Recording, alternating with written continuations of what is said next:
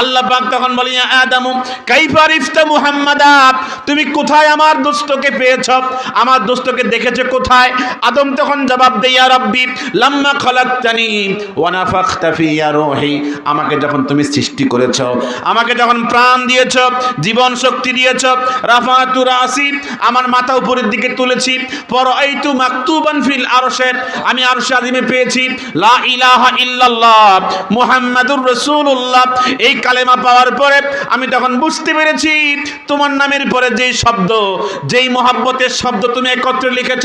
মুহাম্মাদুর রাসূলুল্লাহ, এটা তোমার সবচেয়ে প্রিয়, সবচেয়ে আদরের, সবচেয়ে মুহাব্বতের। ইন্নাকা লাম তাদুম্মা বিইসমিকা ইল্লা আহাব্বাল খালকি ইলাইকা ফাকালা ইয়া আদামু ক্বাদ সাদাকতা লাউলা মুহাম্মাদুল লামা খালাকতুকা ওয়া মা খালাকতুস সামাআ ওয়াল আরদা ওয়াশ শামসা ওয়াল কামারা ওয়াল লাওহা ওয়াল কলামা ওয়াল জান্নাতা ওয়ান নারা